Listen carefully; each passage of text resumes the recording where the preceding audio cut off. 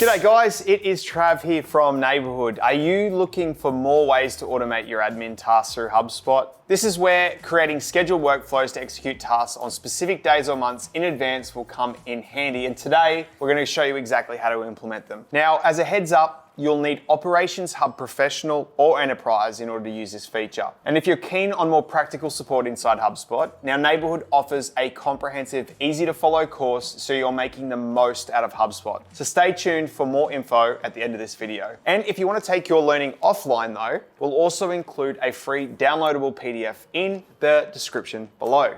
So let's jump into HubSpot. So we're in here in our workflows area. Now you'll be able to find that up at automation and then down at workflows. Now, in order to sort of see the functionality for this, we're going to go up to create a workflow and we should see schedule, which is the second radio button that we've got there. Now, scheduling workflows can be good for various different reasons. Now, it is a part of the Operations Hub Pro and Enterprise, so it should have something to do with operations, right? For this example, what I'm going to do is I'm going to use it as an internal tool for us here at Neighbourhoods, just to say, for example, people need to fill out their time cards and also have Amanda, our head of operations, go through and also double check to make sure they're A-OK. Now, naturally, what we might have had to do in the past was maybe send a Slack message and be like, hey guys, just remember, but sometimes we forget. Couldn't we automate it? Well, we could automate it using HubSpot, which is really, really good. So before our game plan meetings on Monday mornings, we just want to send an email or a Slack or a text message even to the guys that work here to be able to go through and remind them to update their timesheets. And then slightly just afterwards, we just want to send a task up for Amanda to go through and just double check that everything is okay. So we've kind of got the recipe, now we've got to put it all together. So how are we going to do that?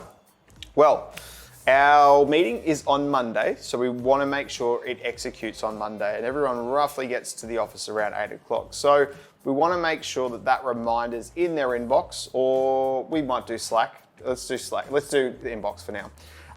And we want to make sure it's in their inbox at 8 o'clock when they get there, so they don't forget.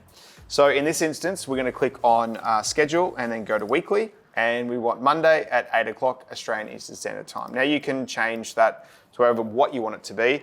It is actually locked to what the time zone is in the systems and preferences area of HubSpot. So keep that in mind. Also, we want to make sure that we do our naming convention for the top. This is an example, but just make sure that you keep your naming conventions nice and clean so it's easy to keep organized.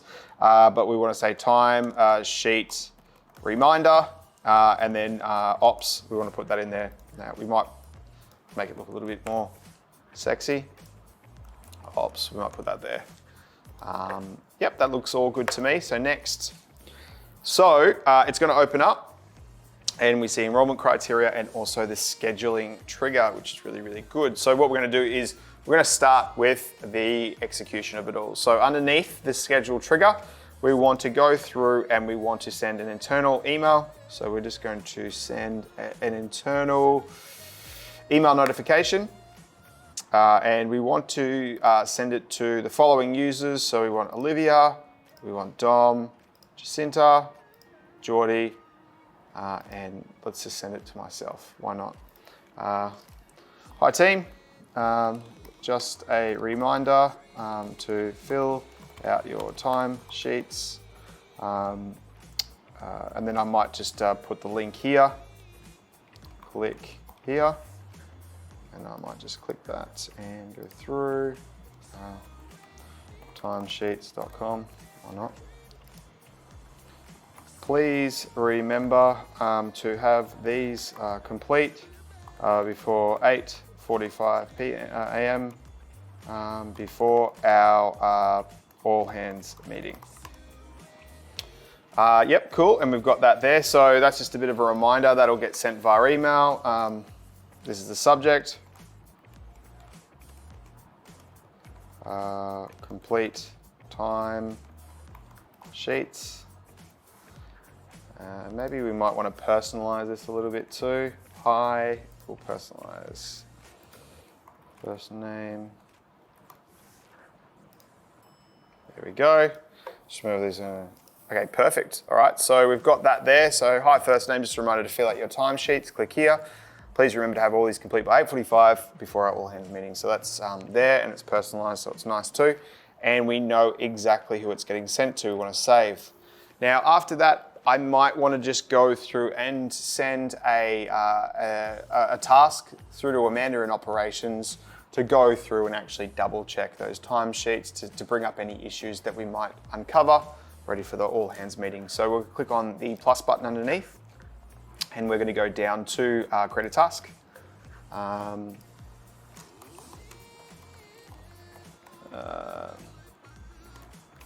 Weekly timesheet check.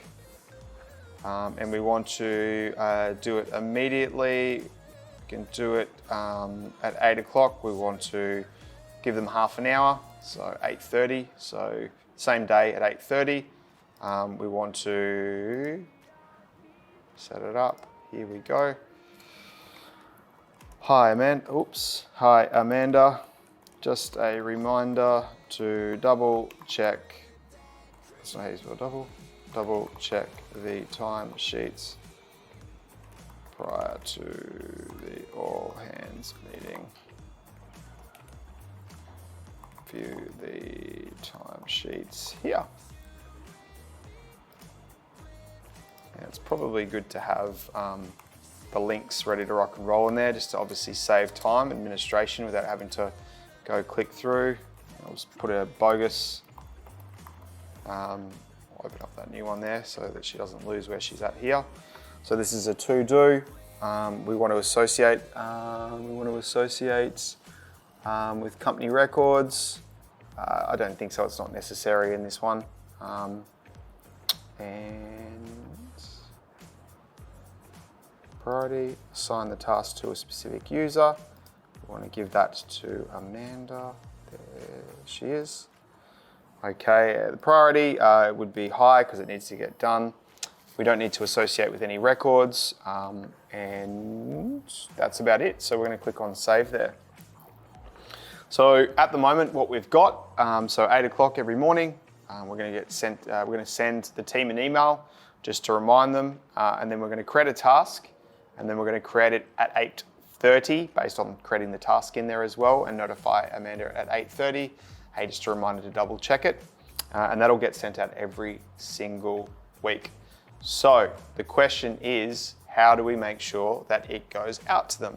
So an easy way to do this is actually to be using the lists tool. So we'll jump into the list tool, just double check and put all of the stuff in there, and then we'll get carried away. So we'll go over to workflows.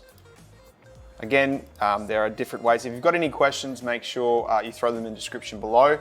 Happy to answer them as well. Again, this is just a very, very quick example, but if you've got a use case that you need a hand with, make sure you drop it down below. Okay, so now we're inside lists. So what we want to try and do is get the users that we're going to be sending them to. So in this use case, if you go up to the cog and use users and teams, our teams for the service delivery are under our service team. So we would go in creating a list. We'd go to NBH service team. And we'd go to next.